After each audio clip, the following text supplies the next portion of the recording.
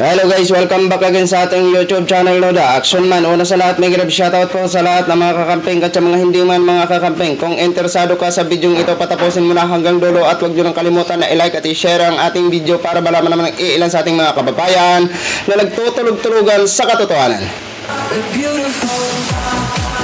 So muli naman nagbabalik ang nag-iisa nyong host na si The Action Man para magbigay ng komentaryo at reaction sa mga mainit ng issue ng bayan.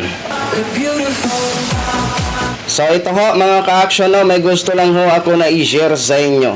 Grabe na po itong balita ito mga ka-action, mga kakamping, no? So palala na po at palala na din po ang pagbulgar ng mga katotohanan, no? Ang tanong ho natin dito, sana, no, may managot ho mga ka-action, mga kakamping, no? Kasi sila kasi palay sila gera kontra droga mga ka-action, mga kakamping. Alam naman po natin, galit na galit daw sila sa droga mga ka-action, mga kakamping. Ang side ng mga Duterte, lalo na ang tatay nyo Digong, di ba? Lagi nilang sinasabi na gumagamit daw ito si Mr. President, pero wala naman silang mapatunayan, di ba? Gaya ng mga video-video na pinapalabas nila, di ba? Pero dito mga ka-action, sila ang nagbibintang pero sila pala itong grabe pala ang ginawa, di ba? Kung totoo po ito at mapatunayan po ito mga ka-action, sobrang kahihiyan po ito sa mga Duterte, di ba? Lalong-lalo naman dito kay Vice President kasi mukhang nadawit yatang asawa niya dito mga ka-action, di ba?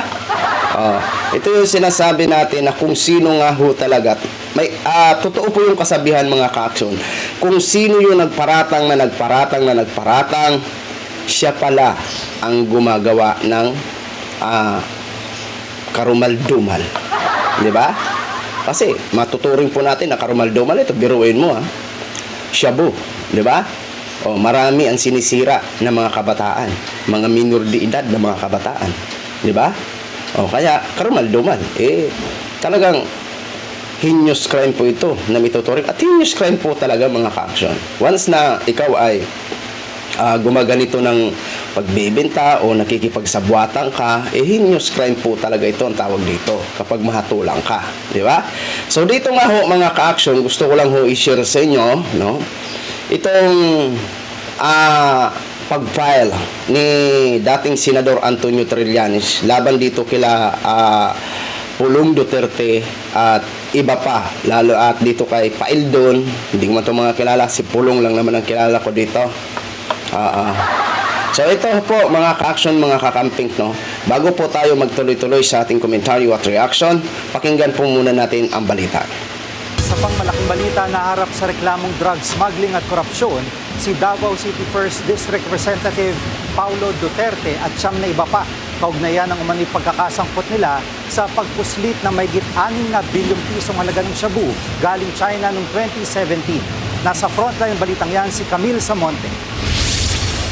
Naghain ng reklamong drug smuggling at graft and corruption si dating Senator Antonio Trillanes IV laban kay Davao 1st District Representative Paulo Duterte at siyam na iba pa. Kaugnay ito ng 6.4 billion pesos na shabu shipment na naipuslit sa bansa galing China noong 2017. Bukod kay Pulong, dawit din sa reklamo ang asawa ni Vice President Sara Duterte na si Attorney Mans Carpio at dating Customs Chief Nicanor Faeldon.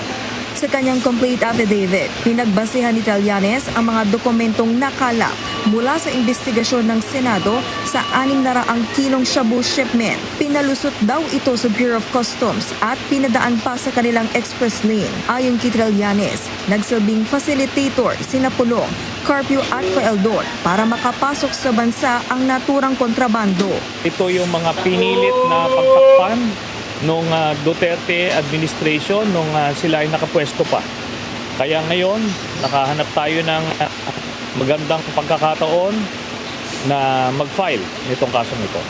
Dagdag pa niya, malinaw na ginamitan ng impluwensya para maipasok sa bansa ang shabu shipment. Kasama rin sa sinampahan ng reklamo si Charlie Tan na umano'y business partner ni dating Presidential Economic Advisor Michael Yang noong Duterte administration.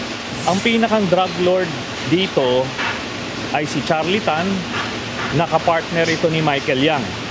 Magkapareha sila ng triad. Tapos ang naging protektor ay sila Pulong Duterte at Mans Carpio. Tapos ang mga naging facilitators naman ito na naipasok ito at naipuslit palabas ng customs ay sina Paildon, sina Allen Capuyan at iba pa na mga na-mention dun sa case. Noong 2018, kaparehong reklamo rin ang inihain laban kina Duterte at Carpio, pero binasura ito ng ombudsman dahil sa lack of basis. Ibinasura naman ng DOJ ang graft at administrative charges laban kay Paildon noong 2017. Ayon naman kay Pulong, mas maigi na dinala ni Trillanes sa korte ang pagdinig at hindi sa social media.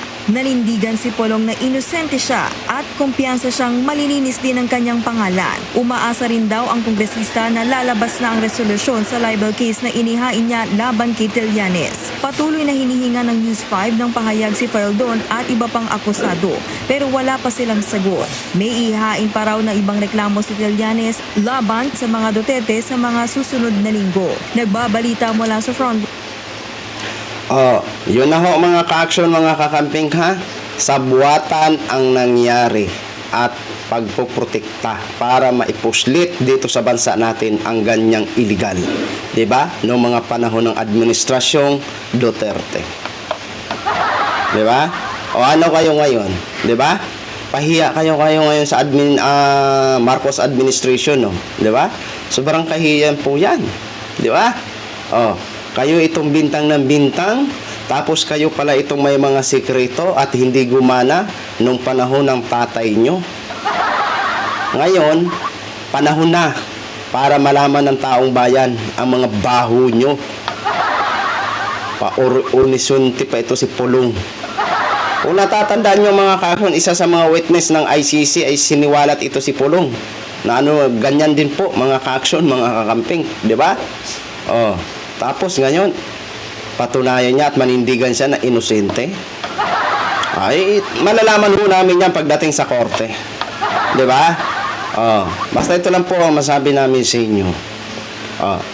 Yung mga binabato nyo sa admin, bumabalik sa inyo. At kayo itong mga may amoy putok. May mga baho na dapat malaman ng taong bayan. Di ba? Kaya ito si dating Senador Antonio Trillanes at saka si Attorney Laila de Lima, sabi ko sa inyo, ito yung magiging tinik sa lalamunan ng mga Duterte. Di ba? Lalo naman yon si Attorney Laila de Lima. Di ba? Handang-handa po yun makipagtulungan sa ICC investigation. Di ba? Yun ang naging dahilan kung bakit siya nakulong. Di ba? Yung pinakialaman niya, ang AGK hanggang umabot ng war on drug, hanggang nakulong ho siya. Di ba? Kaya, good luck na lang po sa inyo ng mga Duterte kayo, ng mga walang hiya kayo. Di ba? Ewan ko lang kung mananalo pa kayo. Kaya ito yung sinasabi natin mga ka-action, na sana magmarangno na, gumising na Pilipinas. Tuldukan na natin ang kawalang hiyaan ng mga Duterte. Di ba? Sana lang, ito lang hinihingi natin sa administration Marcos na ito. Sana mapanagot nyo po ang dapat mapanagot. Di ba? Ano nyo po, huwag nyo pong pakialaman ang investigasyon. Hayaan nyo ang korte ang maglilitis. Di ba? Para na sa ganun naman, sa administration mo, may mapapakulong ka ng mga Duterte. Di ba? Yan, makakabawi ka dyan, Mr. President Bongbong Marcos. Sa kawalang hiyaan at kalapastanganan na ginagawa nila sa'yo, ito na ang panahon para wag mong pakialaman ang investigasyon. Hayaan mo ang korte na maglitis sa kanila. Di ba? Para nang sa ganun, maanuhan po nila na hindi sila pader. Di ba? Yung nga ho yung sabi sa pelikula, kahit pader, gigibain kita. Di ba? Parang ang bida dyan si Trillanes, di ba? Masabi si Trillanes, panahon na ngayon ng administrasyong Marcos. At yung mga pader dati na matibay, ngayon, gigibain ko. Parang pelikula lang ha. Di ba? Kahit pader, gigibain. Di ba? Sana ho mga ka-action, mga kakamping, mabigyan po ito ng linaw at mapanagot ang dapat mapanagot. Di ba? Kasi sira, Grabe ang ano nila sa social media. Kesyo may mga ganito, kesyo ganito. Oh, 'di ba? Kakahiya naman mga leader ng bansa tapos ganito. Sus Marios. Wala na ba kayong kahihiyan sa mga sarili nyo? Magsiresign na kayo, uy. 'Di ba? Si Vice President man willy na willy sa kay General Marvel. Tapos si Basti man mananampal na sa isang general. Di ba?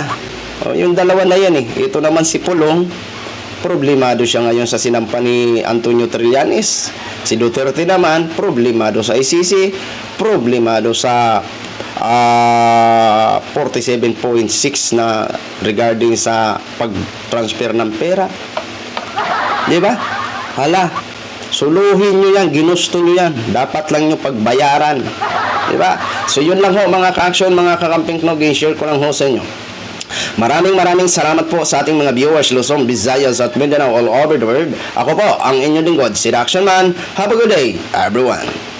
Beautiful.